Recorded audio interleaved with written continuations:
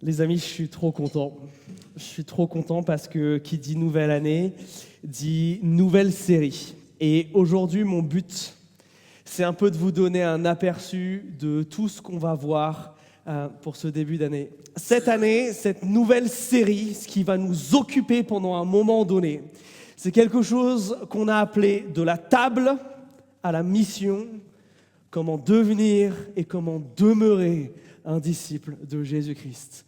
Alors, laissez-moi vous expliquer un petit peu ce titre avant qu'on rentre dans le texte du jour. On va étudier l'évangile de Jean. Et l'évangile de Jean, il est divisé de cette manière. Il y a une introduction au premier chapitre, il y a un épilogue au dernier chapitre, et le reste, c'est divisé en deux. Vous avez 3 ans de la vie de Jésus d'abord, les chapitres 2 à 12, qui vont nous raconter tous les miracles de Jésus. Alors pas tous, mais un certain nombre, qui vont nous montrer tout ce que Jésus a fait, qui prouve qu'il est Dieu. Et pendant les chapitres qui suivent, et c'est ceux-là qui vont nous intéresser, les chapitres 13 à 20, c'est le dernier discours de Jésus. Là, sur tous ces chapitres-là, on est seulement sur quelques heures, voire quelques jours, si on compte la résurrection. Jésus qui s'assoit à la table de la Pâque avec ses disciples pour leur donner ses dernières instructions avant de partir. Voilà ce que nous allons voir. Et c'est pour ça que nous allons voir comment Jésus va faire passer ses disciples de cette table où ils sont assis à cette mission dans laquelle il les envoie.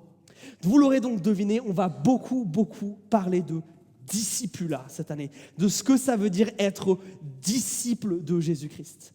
Et en fait, Jean, à la fin de son épître, nous le résume très bien. Il dit ceci, regardez, c'est une des dernières phrases de l'évangile, où il dit « Jésus a encore produit devant ses disciples beaucoup d'autres signes », c'est les miracles, qui ne sont pas écrits dans ce livre, mais ceux-ci sont écrits pour que vous croyez que Jésus est le Christ, le Fils de Dieu, et que 2, par cette foi, vous ayez la vie en son nom.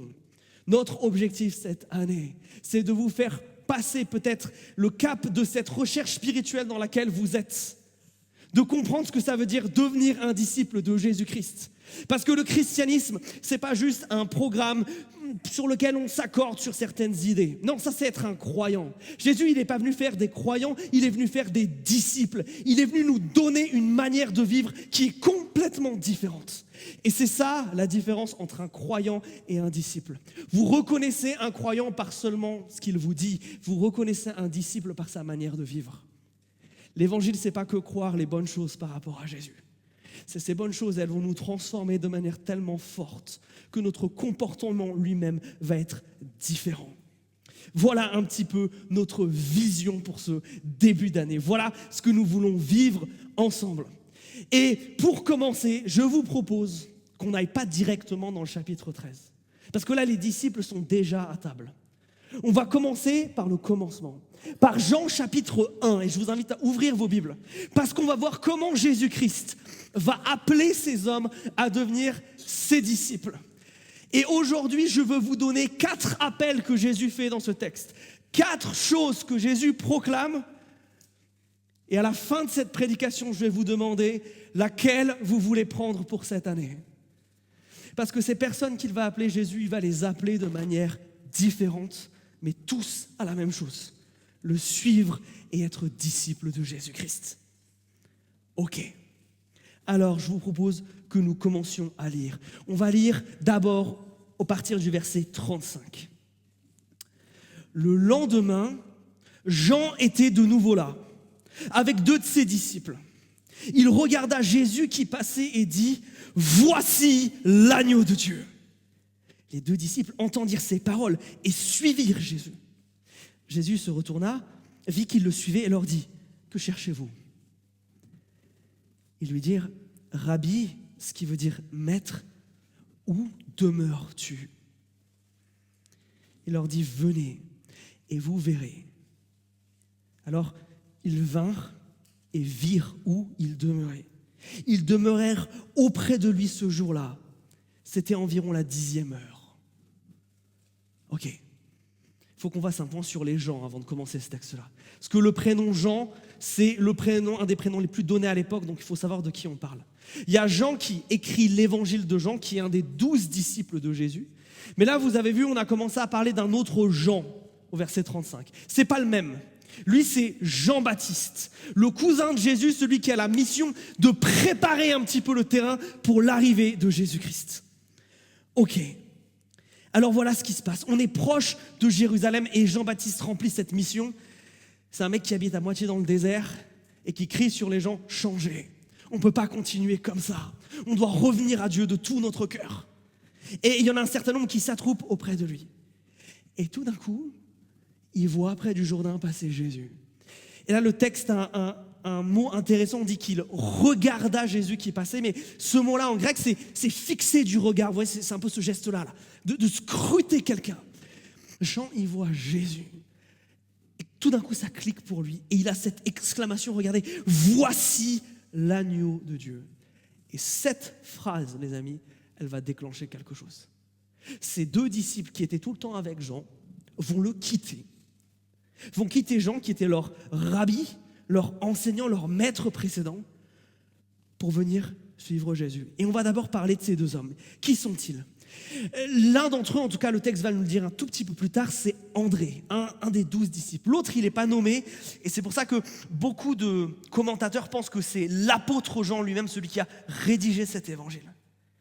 On a deux hommes qui sont des hommes spirituels. C'est des gens qui vivent dans le désert. C'est des gens qui ont soif de voir Dieu agir, qui ont faim du fait que Dieu revienne et révolutionne ce monde. Et jusqu'à présent, là, ils sont dans la salle d'attente avec Jean-Baptiste. Ils attendent que Dieu vienne, ils attendent qu'il se passe quelque chose. Ils attendent que Dieu se manifeste. En fait, on est face à des hommes qui cherchent à comprendre ce que Dieu fait dans le monde. Deux hommes spirituels qui ont quitté leur lieu de résidence au nord d'Israël, qui ont fait plusieurs jours de marche pour s'établir à cet endroit. Et là, tout change avec cette phrase. Voici l'agneau de Dieu. Et là, ils le suivent. Et on a ensuite la première invitation de Jésus. La première chose que Jésus dit, regardez, il lui demande où il habite, qu'est-ce qu'il fait, et Jésus leur répond quoi ? Venez et vous verrez. C'est la première invitation de Jésus. Celle à venir et à voir. Devenir disciple de Jésus-Christ, c'est une invitation à comprendre et à expérimenter Dieu. Une invitation à voir qui est Jésus, à comprendre qui il est, à investiguer quelque part cette phrase de Jean-Baptiste. C'est lui l'agneau de Dieu, mais qu'est-ce que ça veut donc dire ça ? Ces deux hommes vont se mettre en quête de cela. C'est pour ça qu'ils vont poser cette question qui nous paraît un peu bizarre. Où est-ce que tu habites, Jésus ? Où est-ce que tu habites parce qu'on va revenir ? Parce qu'on a des questions, parce qu'il se passe quelque chose par rapport à toi, parce qu'on veut comprendre. Et ils vont l'appeler Rabbi, ce qui veut dire maître. Ils comprennent que Jésus, il a des choses à leur enseigner. Et un disciple, c'est ça. C'est quelqu'un qui suit un maître, qui le suit dans ses enseignements, dans ce qu'il peut dire, mais aussi dans sa manière de vivre. Donc c'est très important pour eux de voir dans quelles conditions Jésus vit, comment il mène sa vie. C'est quoi la vie de Jésus ? Et ça, c'est l'invitation qu'on veut vous lancer. Peut-être certains d'entre vous, vous êtes là depuis quelques semaines, depuis fin décembre, fin novembre. Peut-être que vous avez été invité à l'église par quelqu'un et, ok, je n'ai pas encore tout compris à la fois, mais ça m'intéresse, il y a des choses là qui me parlent peut-être. Aujourd'hui, je veux vous inviter à venir et à voir. Cette année, venez et voyez. Laissez-nous, comme Jean, vous pointer Jésus du doigt en vous disant « c'est lui l'agneau de Dieu ». C'est lui qui va changer votre vie. Et c'est ça que ça veut dire pour toi. Il est temps de démarrer 2026 en faisant ce choix. Il est temps pour toi de venir et de voir. Que ce soit la première fois que tu sois là, que tu viennes depuis quelques semaines. Ou peut-être même que Jésus t'en a entendu parler toute ta vie, mais jusqu'à présent, ça a été le Dieu de ta famille. Tes parents, ouais, peut-être sont disciples, mais toi, pas encore. C'est maintenant. Il est temps pour toi de venir et de voir, de te positionner, de quitter les jupons de Jean-Baptiste et d'essayer de comprendre ce que veut dire cette phrase. Voici l'agneau de Dieu. Je ne vais pas vous donner la réponse aujourd'hui, exprès, parce que je ne suis pas gentil en ce début d'année.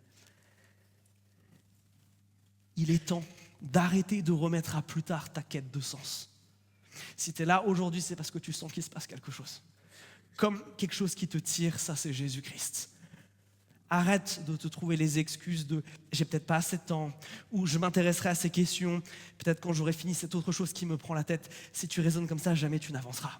Tu dois commencer comme les disciples, à venir et à voir, à commencer et à comprendre. Mais ça a aussi du sens pour toi qui es chrétien. Venez et vous verrez. C'est une réponse à une question éminemment importante. Il est où Jésus ? On a des gens ici qui veulent être avec Jésus, qui veulent demeurer avec Jésus. Leur première question, ce n'est pas une question théologique. Leur première question, ce n'est pas « Ok, mais si Jésus, t'es là, pourquoi il m'est arrivé ça dans ma vie ?» Leur première question, ce n'est pas essayer de comprendre si le déluge était sur toute la terre ou sur une petite partie de la terre, sur comment a été créé l'univers. Non. Leur question, c'est « T'es où ?» Parce que c'est la question la plus importante du chrétien. Je veux être là où Jésus est. Parce que c'est là qu'est la joie, la vie et le bonheur, ce qu'on a chanté tout à l'heure. Chrétien, elle est comment votre vie spi en ce moment ? Est-ce que vous savez aller à la demeure de Jésus ? Ou est-ce qu'en cette fin d'année, vous vous êtes laissé happer par tout ce qui se passe en fin d'année et comme une Marthe, vous avez bossé et vous n'avez pas pris le temps comme une Marie de vous asseoir au pied de Jésus et de demeurer là, de rester à cet endroit avec lui. Cette année, je veux vous encourager, peut-être à revenir et à revenir voir. C'est l'occasion cette année de recommencer votre piété, de repartir dans une discipline spirituelle, de peut-être faire pour une fois un plan de lecture pour lire la Bible en un an, si vous ne l'avez jamais fait. Peut-être de recommencer à prier régulièrement, peut-être de démarrer le jeûne. Mes amis, si vous voyez Jésus passer, ne vous arrêtez pas juste pour le regarder. Allez à sa suite, venez et voyez. Mais au-delà de ça, je crois que cette phrase de Jean-Baptiste, quand il dit « Voici l'agneau de Dieu », il y a un émerveillement, il y a une exclamation, il y a quelque chose qui jaillit de lui là quelque part. Ma question c'est, est-ce que vous êtes encore capable de faire comme Jean ? Les amis, est-ce que quand vous voyez Jésus passer dans votre vie, quand vous le voyez faire des choses, est-ce que comme Jean, vous faites « Waouh ! Voici l'agneau de Dieu » ? Ou j'ai tendance à trop regarder par terre, trop regarder à mes problèmes, trop regarder à mon quotidien. Et je suis plus capable de voir les splendeurs et les merveilles que Dieu fait tout autour de moi. Si c'est toi, que cette année tu viennes et que tu vois, première invitation de Jésus. Il y en a une deuxième. Continuons le texte. Parce qu'il y a un de ces deux disciples qui va être bouleversé. Regardez. Verset 40. André, frère de Simon-Pierre, était l'un des deux qui avait entendu Jean et qui avait suivi Jésus. Il alla d'abord trouver son propre frère Simon et lui dit « Nous avons trouvé le Messie », ce qui se traduit par le Christ. Il le conduisit vers Jésus. Jésus le regarda, même mot que pour décrire l'attitude de Jean-Baptiste tout à l'heure, et dit « Toi, tu es Simon, fils de Jean », troisième Jean de cette histoire. Tu es Simon, fils de Jean ? Eh bien, tu seras appelé Céphas, qui se traduit Pierre. Intéressant. Le premier réflexe d'André, après avoir découvert où Jésus demeurait, après avoir passé là toute leur après-midi avec lui, c'est de faire quoi ? C'est d'aller chercher la personne de qui il est le plus proche, son frère Simon, et de l'amener lui aussi à Jésus. Et Simon, on sait plein de choses sur lui dans la Bible. On sait que c'est un homme terre à terre, que c'est un homme un peu impulsif, qui a le sang chaud, qui est marin-pêcheur de métier. C'est un mec qui est terre à terre. C'est un mec qui a justement, lui, sa vie qui est bien rangée. Il n'est pas comme André et les autres là qui s'amusent dans le désert et essayer de comprendre des trucs. Non, lui, il s'est marié, lui, il a sa maison, lui, il a son boulot, il est dans un quotidien. Et là, il y a un type qui arrive. Ce Jésus, il arrive et il lui dit cette phrase. Tu es Pierre, tu es Simon, mais tu seras Pierre. Tu es, mais tu seras. Jésus ici, il fait une prédiction à Pierre. Ici, Jésus, il prophétise quelque part. Il prophétise quelque chose de tellement fort. Regardez, il le fait changer de nom. Et si vous étiez avec nous cette année dernière, vous savez ce que ça veut dire. Rappelez-vous, on a un certain Jacob à un moment qui a changé de nom. Un certain Jacob qui est devenu Israël. Dans la Bible, quand tu changes de nom, c'est que Dieu est en train de bouleverser quelque chose de majeur dans ta vie. Et c'est ce que Jésus est en train de faire ici. Quand il appelle Pierre justement, il est en train de lui donner une nouvelle identité. Devenir disciple de Jésus-Christ, c'est quelque chose qui te transforme tellement au fond des tripes que tu n'es plus la même personne. Ce qui est trop fort, c'est que alors qu'on vient lui faire découvrir l'identité de Jésus, son frère vient lui dire « c'est le Christ ». Qu'est-ce qui se passe? Jésus lui révèle sa nouvelle identité. Waouh! Oui, quand Pierre découvre l'identité de Jésus, alors c'est son identité à lui qui est transformée. Et ça, bon nombre d'entre vous l'ont vécu. J'étais au téléphone avec l'un d'entre vous hier qui me disait cette chose-là. Qui me disait, mais Quentin, je ne comprends pas, mes désirs, mes envies, elles ont changé. Là, je fais des choses, je pense des choses, je dis des choses, je ressens des choses. J'ai des préoccupations qui sont mais plus du tout les mêmes. Jésus m'a transformé, c'est plus moi quelque part. C'est ça l'appel du disciple. Quand Jésus te dit, tu seras, il te prend comme tu es, mais il te dit, attention, tu vas changer. Le christianisme, c'est, venez comme vous êtes, mais soyez sûrs que vous allez partir différents. Vous ne serez plus les mêmes. Et la voie du disciple, c'est celle-ci. C'est quelque chose qui te change en profondeur. Jésus, c'est vraiment le type de personne, vous savez, quand on la rencontre, il y a un avant et il y a un après dans notre vie. C'est le type de personne, quand on est à son contact, on ne peut pas faire autre chose que changer. Et c'est ce à quoi Jésus veut t'appeler. Le christianisme, c'est pas prendre juste 2 ou 3 bonnes résolutions et de se dire, je vais essayer de faire mieux. Non. Le christianisme, c'est amener ton cœur cassé, ton cœur blessé, ton identité fauchée à Jésus et dire, vas-y, c'est un sac de nœuds, démêle-le. Voilà ce que c'est le christianisme. Jésus veut t'appeler, toi, à changer de vie, à enlever les étiquettes qui t'ont peut-être été collées jusqu'à présent dessus. Celles que tu t'es mises toi-même, ce que les autres t'ont mis, celles que ton passé a ancrées dans ta chair et dire maintenant ça suffit. Ça suffit, je ne suis plus cette personne, je ne veux plus être cette personne. Je veux que Jésus me transforme. Et ça peut faire peur, je le comprends. Simon, à ce moment-là, il ne comprend pas exactement tout ce que ça veut dire. Vous avez vu, Jésus, il ne lui fait pas une explication de texte sur ce que ça sera son avenir. Juste cette phrase énigmatique, « T'es Simon, tu deviens Pierre ». Ok, bon, ça c'est trop fort. Il ne lui dit pas tout, mais il lui dit en fait, fais-moi confiance. Si tu restes avec moi là, si tu restes à côté, tu vas changer énormément. Et ça, c'est l'appel que Jésus veut lancer à certains d'entre vous. Ceux qui veulent changer, ceux qui ne veulent pas changer leurs circonstances, mais qui veulent changer leur cœur. Ceux qui ont bien conscience que leur plus gros problème, il n'est pas autour d'eux, il n'est pas dans les circonstances, il est dans l'état de leur cœur. Et si c'est toi, et si tu vis une forme de désespoir, et si tu es cassé de l'intérieur, bonne nouvelle pour toi. Jésus-Christ, c'est le spécialiste pour te retaper. Et pas juste pour te remettre bien comme avant, non, pour te transformer radicalement, pour te mettre mieux. Jésus ne répare pas seulement, il transforme. Chrétiens, vous connaissez la suite de l'histoire de Pierre. Vous vous rappelez quand Jésus se fait arrêter, ce qu'il fait notre cher Pierre? Il le trahit. Et vous vous rappelez, il est mort de honte après ça.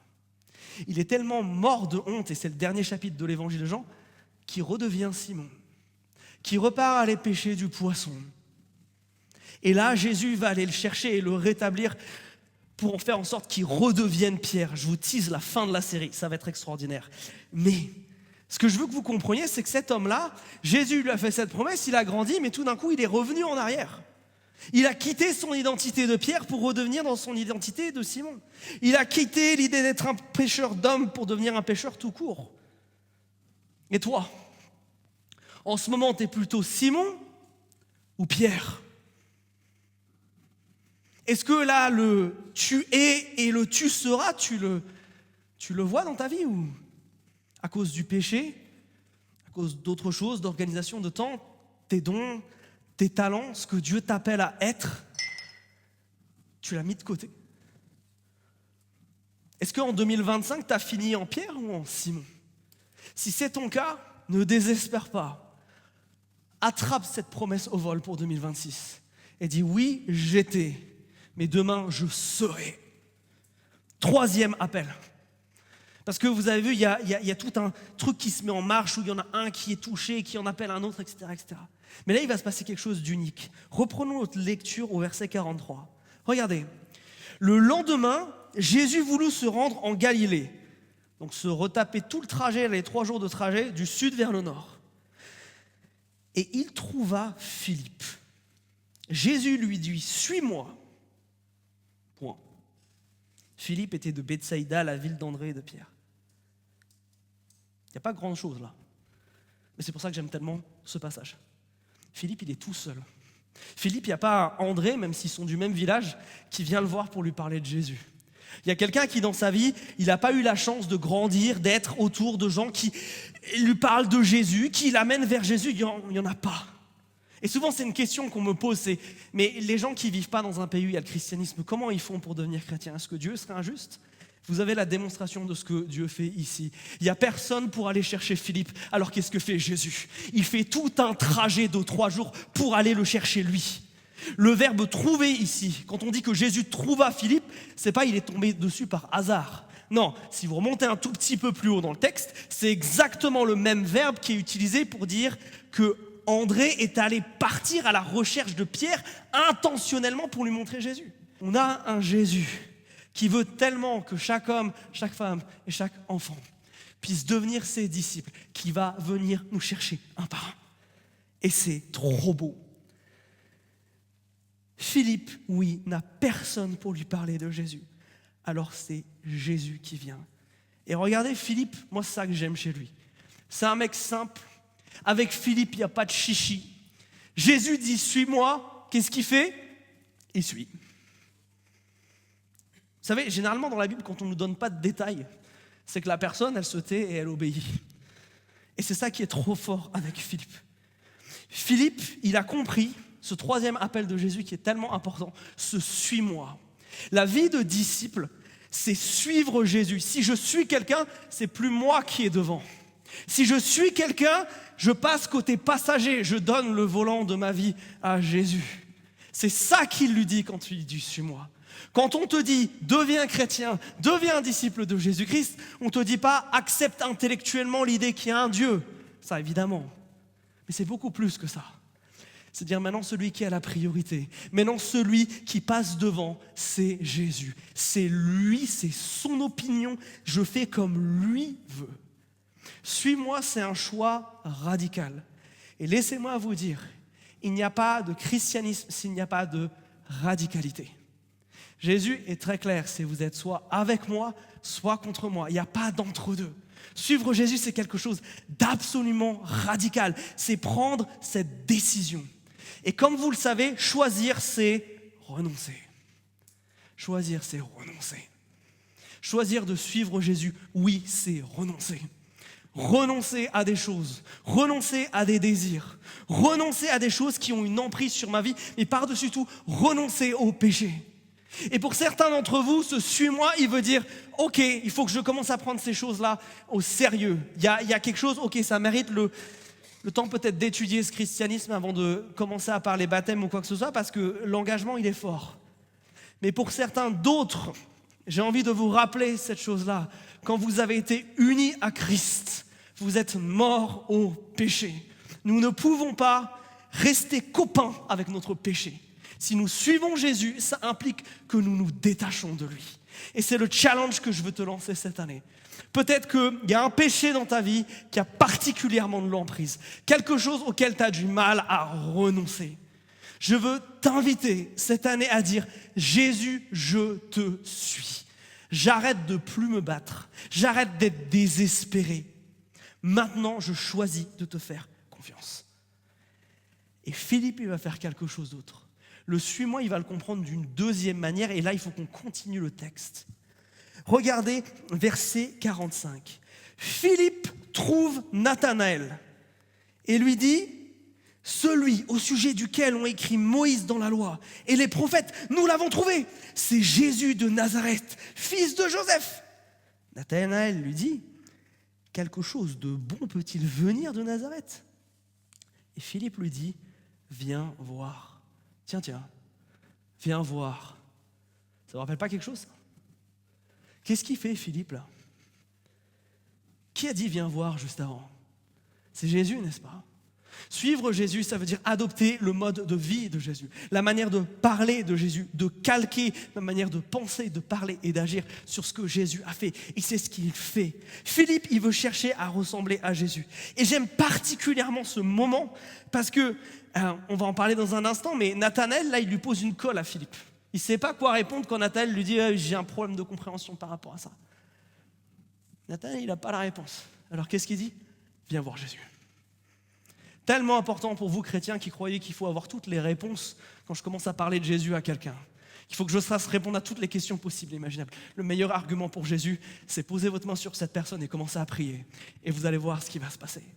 Je crois que bien souvent, cet appel-là qu'on va voir sur Nathanaël, il change tellement de choses. Mais cet engagement à suivre Jésus, il se manifeste de deux manières pour le chrétien.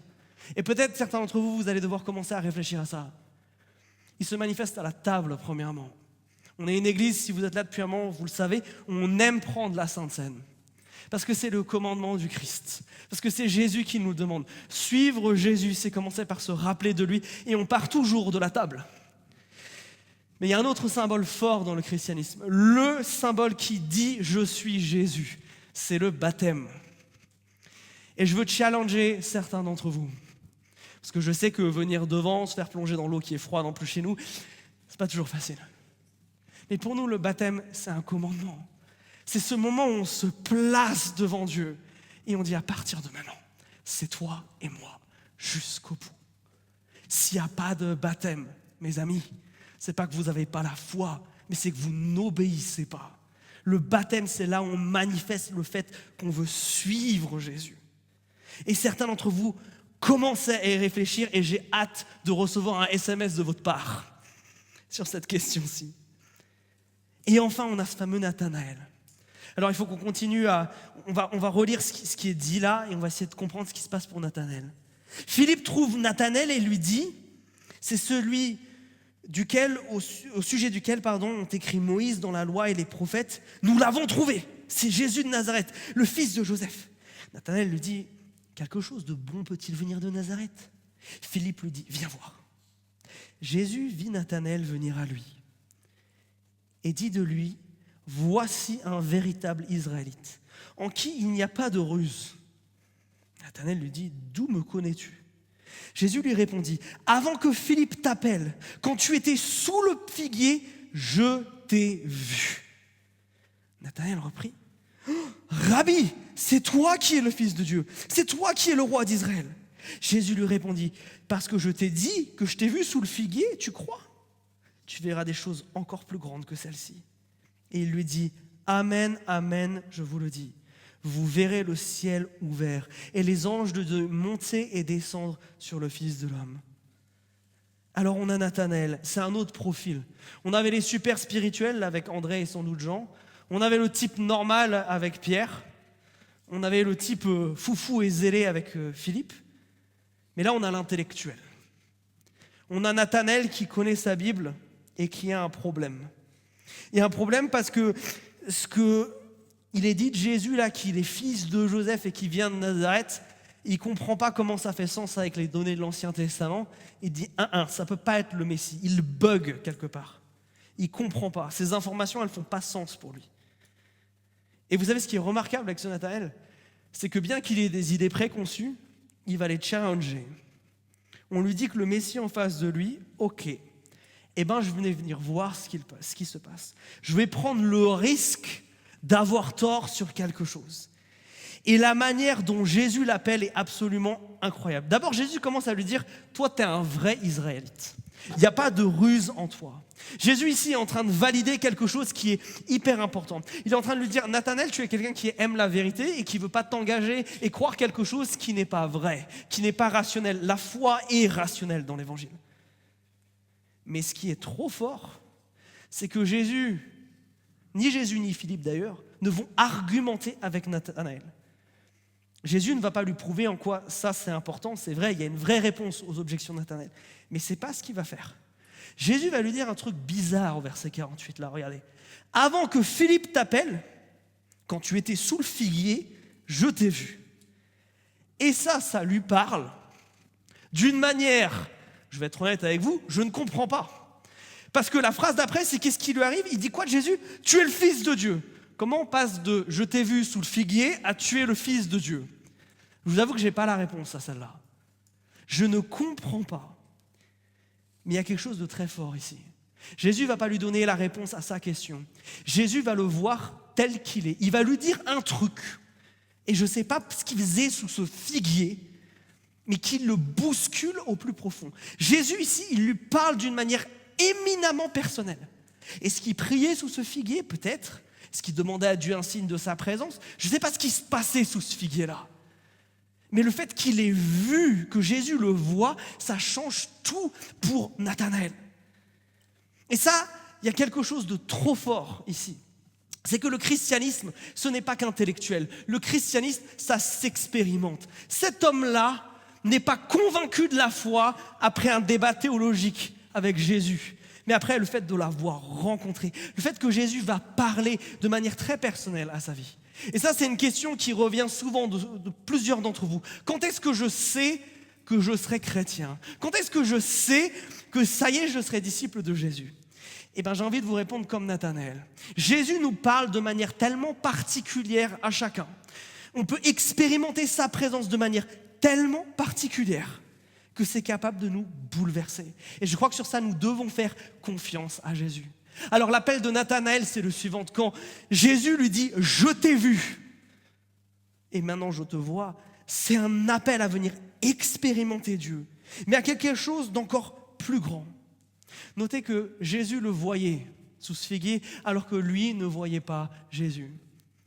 Jésus le voyait, Jésus était actif, Jésus était en train de préparer son plan alors que même lui ne le voyait pas.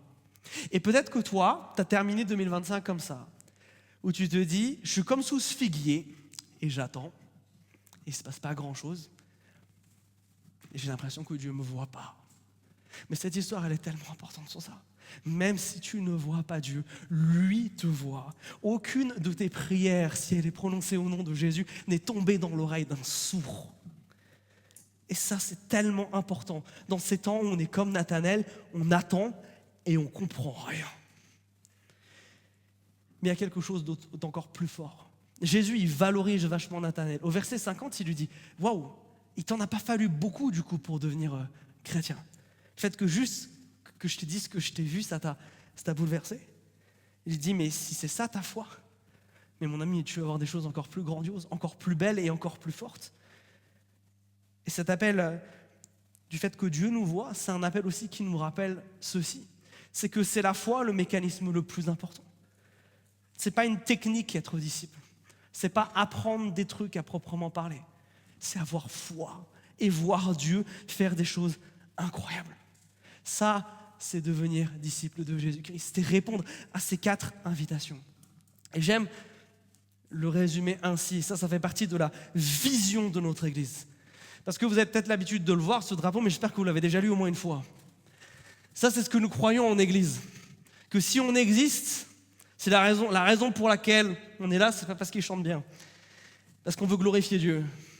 Et Dieu croit qu'on doit le faire d'une certaine manière, en faisant des disciples, en étant nous-mêmes des disciples qui font des disciples. Et comment on fait ça? Eh bien, on fait comme ils ont fait dans ce texte-là. D'abord, il y a un Jean-Baptiste qui a pointé du doigt et qui a amené 2 hommes à croire. Pas croire en Christ. Vous avez vu ce que j'ai marqué? À croire Christ. La différence entre ces 2 points, elle est tellement importante. Ici, on ne croit pas en l'existence de Jésus et puis c'est tout. Non. Si je crois en l'existence d'Élise, c'est très bien. Par contre, si je crois ce que Élise me dit, il y a 2-3 trucs qui vont changer dans ma vie. Nous croyons qu'être disciple, c'est se saisir de ça. Jésus, il a des paroles, des attitudes et des mots que nous voulons imiter et qui nous transforment.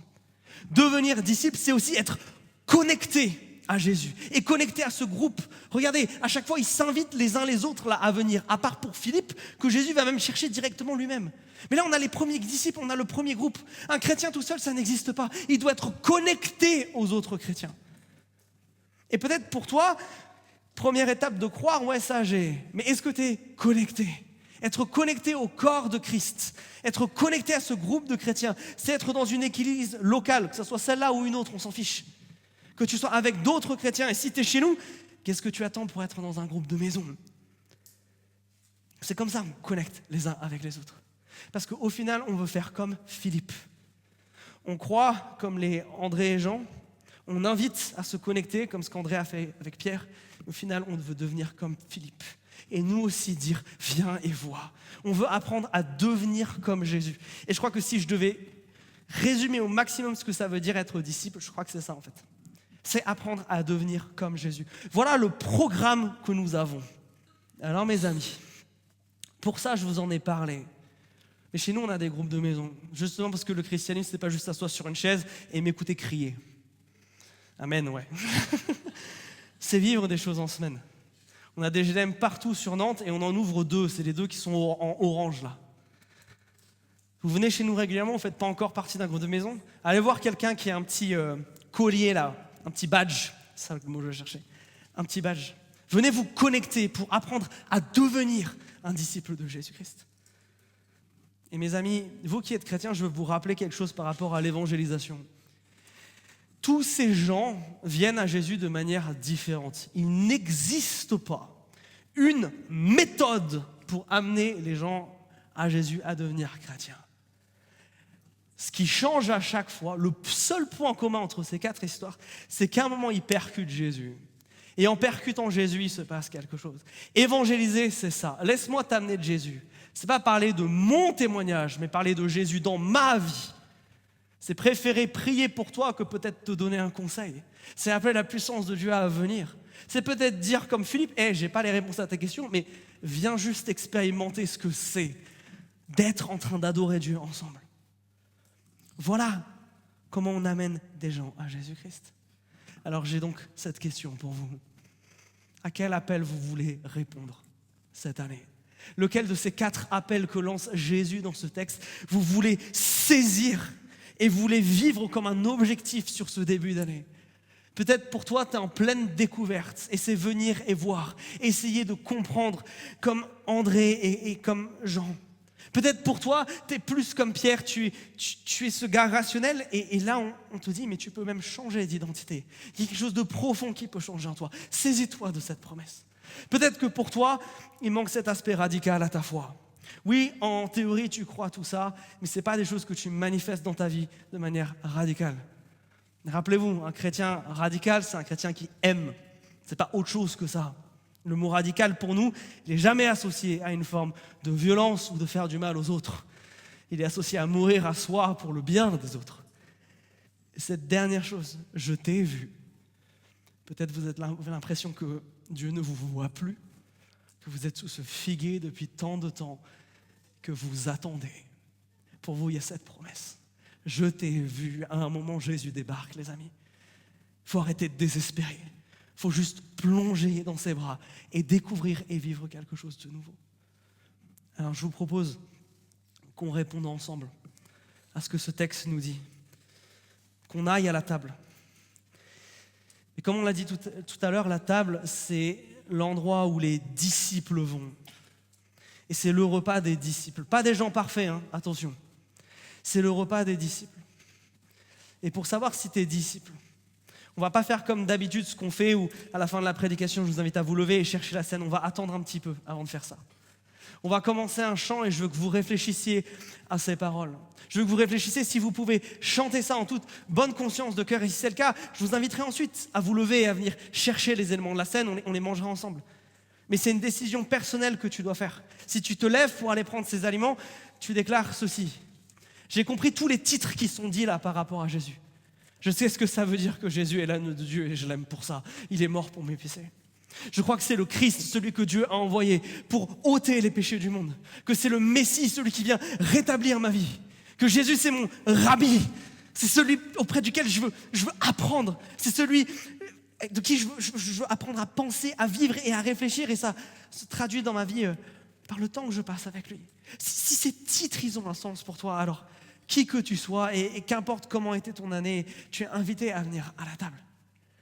Si ce n'est pas ton cas, ce n'est pas grave. Attends, cherche, viens et vois pour que le moment où tu prennes ces aliments, c'est le moment où tu puisses dire, ouais, moi aussi, je suis disciple de Jésus-Christ.